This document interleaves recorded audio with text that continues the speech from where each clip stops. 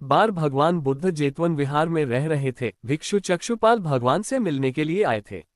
उनके आगमन के साथ उनकी दिनचर्या, व्यवहार और गुणों की चर्चा भी हुई।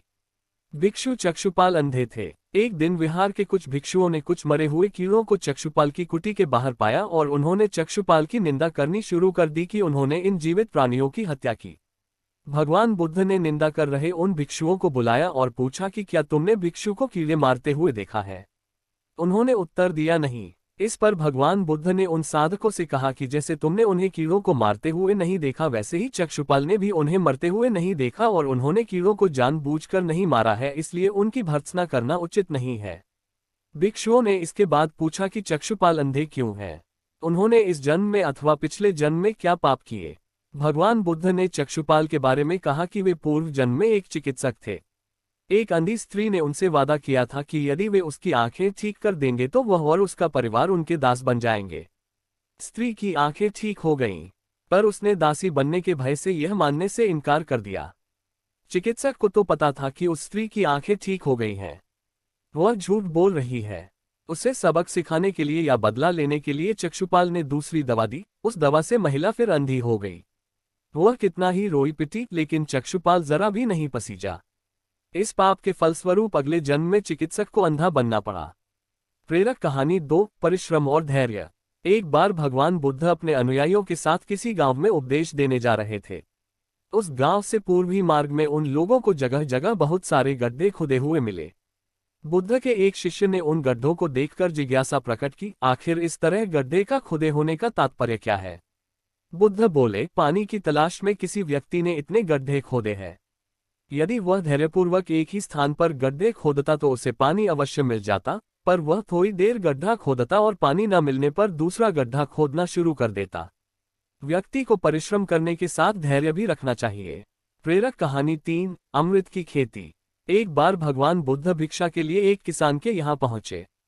तथागत को भिक्षा के लिए आया देखकर किसान उपेक्षा से बोला, श्रमण, मैं हल जोतता हूँ और तब खाता हूँ। तुम्हें भी हल जोतना और बीज बोना चाहिए और तब खाना खाना चाहिए। बुद्ध ने कहा, महाराज, मैं भी खेती ही करता हूँ। इस पर किसान को जिज्ञासा हुई और वह बोला, मैं न तो तुम्हारे पास हल देखता हूँ, ना बैल और ना ही खेती का स्थल। तब आप कैसे कहते हैं कि आप भी खेती ही करते हो? आप कृपया अपनी खेती के संबंध में समझाएं। बुद्ध ने कहा, महाराज, मेरे पास श्रद्धा का बीज, तपस्या रूपी वर्षा और प्रजा रूपी जोत और हल है। पापभीरुता का दंड है, विचार रूपी रस्सी है, स्मृति और जागरूकता रूपी हल्की फाल और पेनी है। मैं वचन और कर्म में संयत रहता हूँ। मैं अपनी इस खेती को बेकार घास से मुक्त रखता हूँ और आनंद की फसल काट लेने तक प्रयत्नशील रहने वाला हूँ। अप्रमाद मेरा बैल है जो बाधाएं देखकर भी पीछे मुंह नहीं मोड़ता है। वह मुझे सीधा शांति धाम तक ले जाता है। इस प्रकार मैं अमृत की खेती करता हूँ। प्रेरक कहानी 4, दान की महिमा। भगवान बुद्ध का जब पाटलिपुत्र में शुभागमन हुआ तो हर व्यक्ति अपनी अपनी सांपत्तिक स्थिति के अनुसार उन्हें उपहार देने की योजना बनाने लगा। राजा बिंबिसार ने भी कीमती हीरे, मोती और रत्न उन्हें पेश किए। बुद्धदेव ने सबको एक हाथ से सहर्ष स्वीकार किया। इसके बाद मंत्रियों, सेठों, साहूकारों ने अपने अपने उपहार उन्हें अर्पित किए और बुद्धदेव ने उन सबको एक हाथ से स्वीकार कर लिया।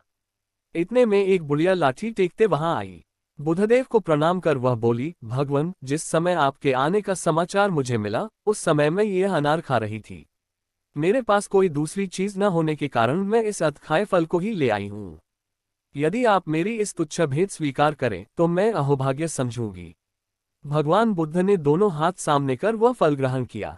राजा बिंबिसार ने जब ये देखा तो उन्होंने बुद्धदेव से कहा, भगवान, क्षमा करें, एक प्रश्न पूछना चाहता हूँ।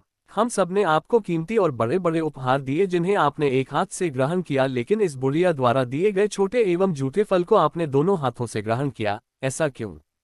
ये सुन बुद्धदेव मुस्कुराए और बोले, राजन, आप सबने अवश्य बहुमूल्य उपहार दिए हैं, किंतु ये सब आपकी संपत्ति का 10वां हिस्सा भी नहीं है।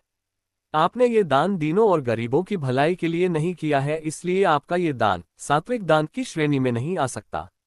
इसके विपरीत इस बुढ़िया ने अपने मुंह का कौर ही मुझे दे डाला है। भले ही यह बुढ़िया निर्धन है, लेकिन इसे संपत्ति की कोई लालसा नहीं है।